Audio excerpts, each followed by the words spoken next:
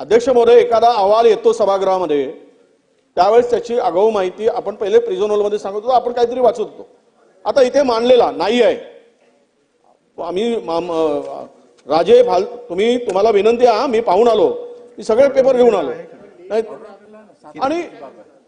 आणि अध्यक्ष महोदय, एखादा इतका महत्वपूर्ण मंत्री महोदयांनी इथे प्रस्ताव ठेवले, अहवाल दिलेला आहे, आमच्या नजरेखालून पण घालायला नको. पण आपल्याला विनंती आहे, आपण सभागृहाचे सर्वोच्च रक्षक आहात, अशा पद्धतीनं आपण मतास टाकणार, बहुमताचे आम्ही नाही म्हणणार, याला काय अर्थ आहे काय? सन्मान्य वडेट्टीवार साहेब, 7 नंबरचा item order of the day मध्ये पहा. आपण 7 नंबरच्या आयटम वरती हा ठराव आहे. आपण निश्चितपणे हा ऑर्डर ऑफ द डे वाचला असेल तर त्याच्यात काय बरोबर आहे. विषय असणं आणि तो अहवाल असणं, विषय आहे. आपण विषय आहे म्हणूनच आपण परवानगी दिली मंत्री महोदयांना, पण अहवाल आलेला नाही. तो अहवाल किमान तो अहवाल मंजूर करताय आपण, आज त्याला मंजुरीसाठी टाकताय अध्यक्ष महोदय आपण, आणि तो हो की नाही बहुमत कोणाचं ते आपण बहुमताने किंवा एकमताने आपण ते मंजूर करणार आहात. नाही, पहिली तर हा शासनाचा ठराव आहे, कोणताही अहवाल नाहीये, शासनाचा ठराव आहे आणि त्या संदर्भातला टेक्स्ट जो आहे तो आजच्या order of the day 7 number वरती आहे आणि तरीही मंत्री महोदयांनी थोडक्यात या विषयातली सभागृहाला माहिती द्यावी.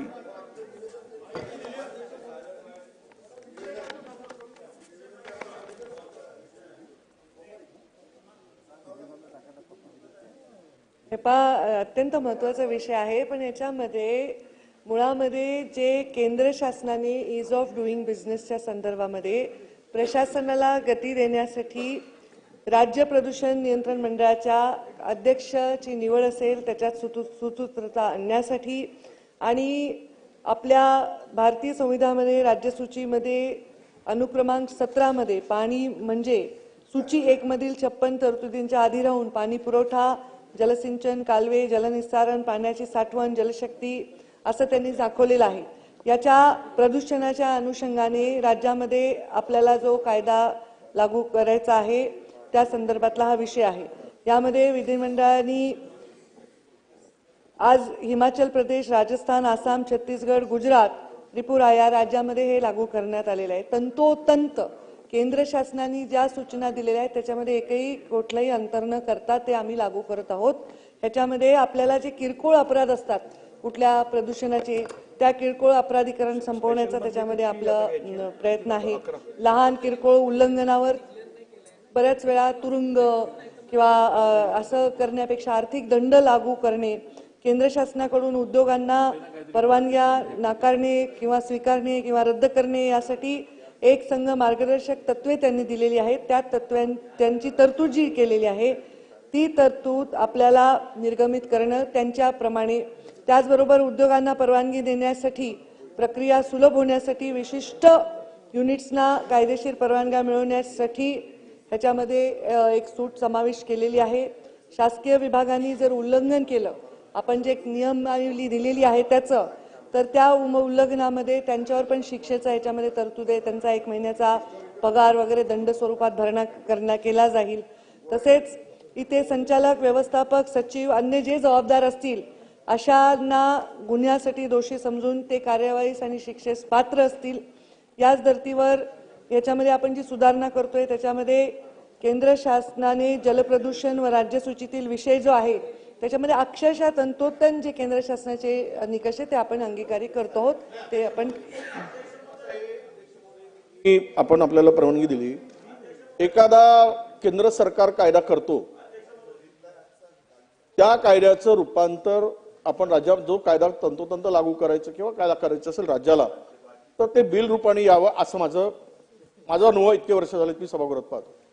कारण केंद्राने लागू केलेला कायदा जसे तसंच जर आपल्याला लागू करायचं असेल मंत्री महोदया, तर आपण ते बिल रूपानेच आणलं पाहिजे. तो प्रस्तावना होत नाही किंवा आपण मांडून होत नाही अध्यक्ष महोदय.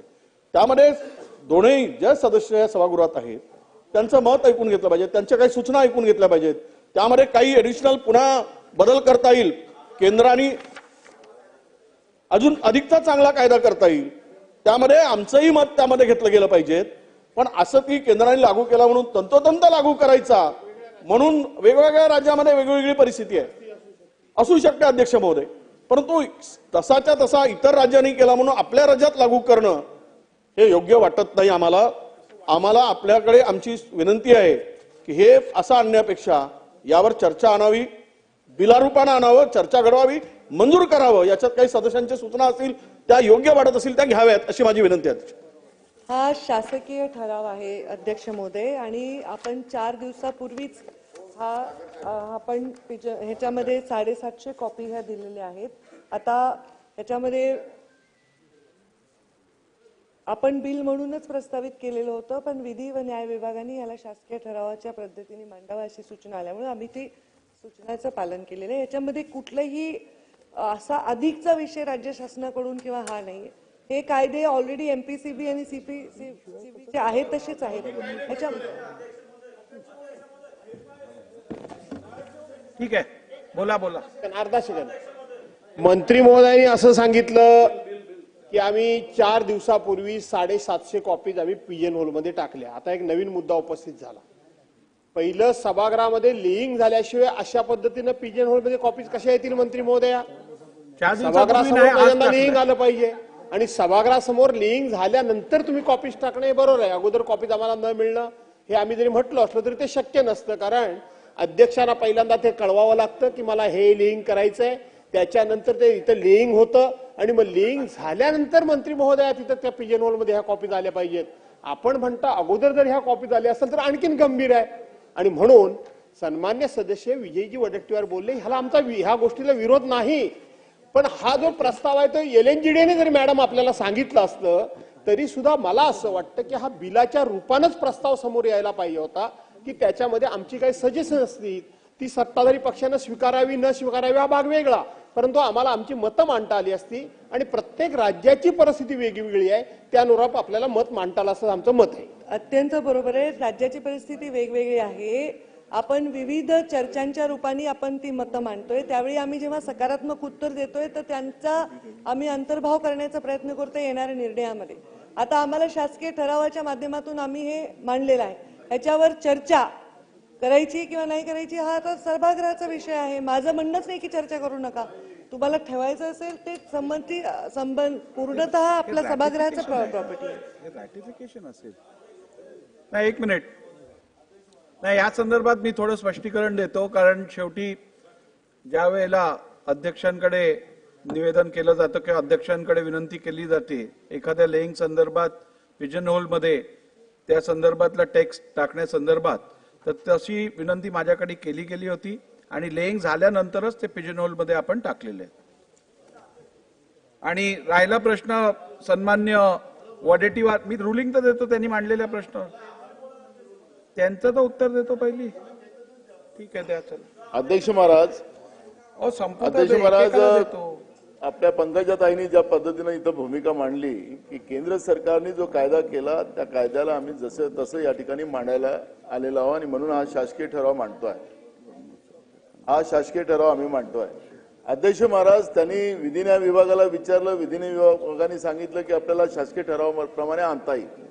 अध्यक्ष महाराज, कायदा करतोय आपण, केंद्र सरकारने केलेला कायदा आणि जे विजय वडेट्टीवार साहेबांनी आणि भास्कर जाधव साहेबांनी जी भूमिका मांडली, प्रत्येक राज्याची परिस्थिती वेगळी आहे. आपल्या महाराष्ट्रामध्ये प्रत्येक जिल्ह्यातली परिस्थिती वेगळी आहे.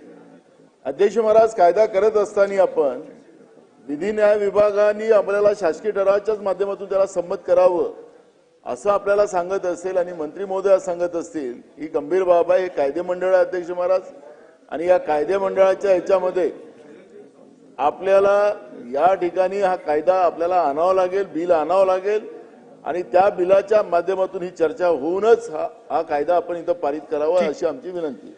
सन्मान्य सदस्य विजय वडेट्टीवार साहेब आणि सन्मान्य सदस्य नाना पटोलेजी आणि भास्कर जाधव साहेब यांनी या सभागृहाच्या कायदे बनवण्या संदर्भातल्या पॉवर संदर्भातला विषय आज इकडे मांडलेला आहे.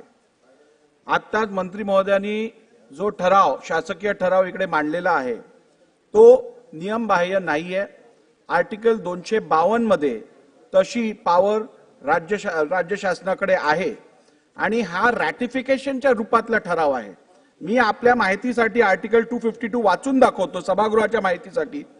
सभागृहाच्या माहितीसाठी आर्टिकल 252 वाचून दाखवतो आणि आर्टिकल 252 मध्ये राज्य शासनाला रेझोल्युशन मार्फत केंद्र शासनाने केलेल्या कायद्याला रॅटिफाय करायचा अधिकार आहे, हे मी आपल्याला वाचून दाखवतो. Powers of Parliament to legislate for 2 or more states by consent and adoption of such legislation by any other state. If it appears to the legislature of 2 or more states to be desirable that any of the matters with respect to which Parliament has no powers to make laws for the state except as provided in Article 249 and 250 should be regulated in such states by Parliament by law. And if resolution to that effect are passed by all the houses of the legislatures of those states, it shall be lawful for Parliament to pass an act for regulating the matters accordingly.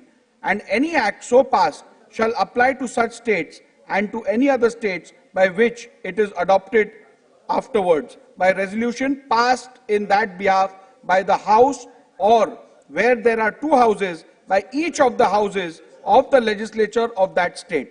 त्यामुळे आपल्याकडे federal स्ट्रक्चरमध्ये concurrent list आहे, state list आहे आणि central list आहे. एखादा विषय जो सेंट्रल लिस्टमध्ये येत नाही आणि स्टेट लिस्टमध्ये येतो, त्या संदर्भात जर का कायदे करायचे असतील तर 2 पेक्षा अधिक राज्यांनी त्याला रॅटिफाय करायला लागतं आणि ते रॅटिफिकेशन आपल्याला अशा शासकीय ठरावामार्फत करायला लागतं. त्यामुळे आता जो ठराव मंत्री महोदयांनी इकडे मांडलेला आहे तो ग्राह्य आहे आणि नियमबाह्य नाहीये.